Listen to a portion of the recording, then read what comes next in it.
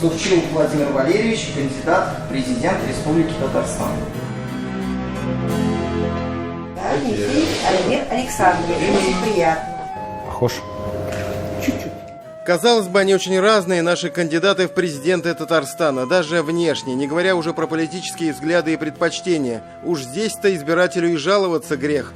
Тут тебе энергичный политик, бизнесмен и в меру эпатажный ЛДПРовец, справедливорос, представитель левого фронта. Будет жаркая полемика, обмен ударами, борьба программы политических платформ. Федеральные эксперты, политологи из клуба «Волга», что собрались в Казани на прошлой неделе, увы, не увидели даже намека на это. Пока, по крайней мере. Особняком выглядит кандидат номер 1, действующий президент Татарстана Рустам Минниханов, который свои программные заявления сделал на партийной конференции «Единой России» в Казани. Насколько я понимаю, его соперники никаких ярких программных заявлений не делают. С одной стороны, наверное, это связано с тем, что они понимают в хорошем смысле слова безальтернативность. Когда мы сюда ехали, мы пытались понять, а кто же здесь будет баллотироваться на пост президента. Пытались найти программы.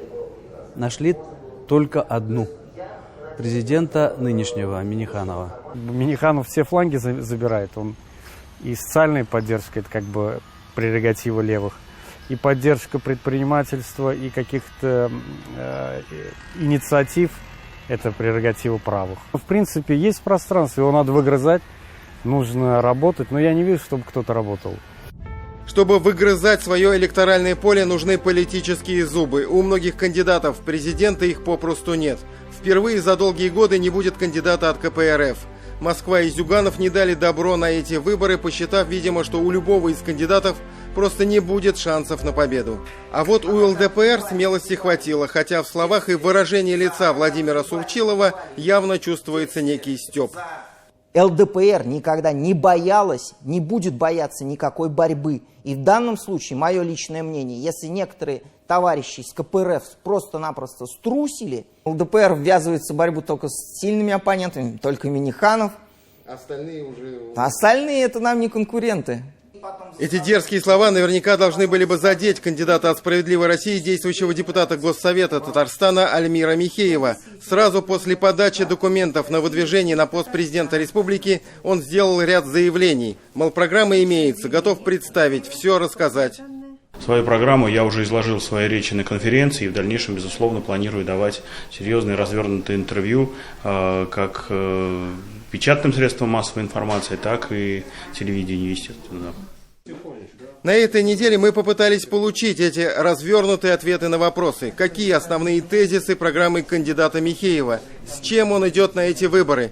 Кандидат, впрочем, оказался на отдыхе за пределами республики. На предложение выйти на связь по скайпу сначала согласился, а потом написал: «Мне это не нужно». Что касается Михеева, я думаю, просто как технический кандидат он согласился пойти. Но чтобы вести какую-то политическую борьбу, у него нет, наверное, желания большого, что ли. Они мало чем друг от друга отличаются. Там коммунист, там ЛДПРовец, например, представитель правых каких-то политических сил. Нету какой-то, осознанной политической линии. Разве что у Олега Коробченко, лидера татарстанского отделения партии «Роста», с электоральным полем и политическими целями более-менее все четко. Задача участия в выборах – рассказать о партии и ее программе. Потенциальные избиратели, в основном представители бизнеса и креативный средний класс.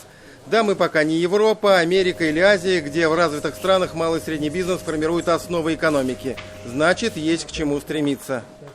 Бюджеты нашей республики на сегодня сформированы до 30% от работы малого и среднего бизнеса.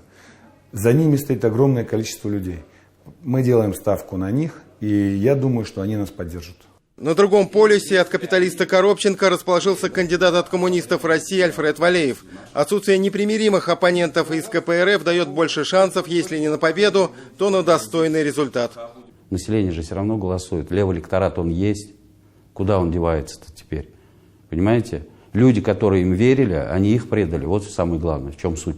Мы идем именно для того, чтобы, если мы выиграем, мы будем работать именно для народа, понимаете? Чтобы наши пенсионеры не ходили по мусоркам, не собирали этот картон, не сдавали.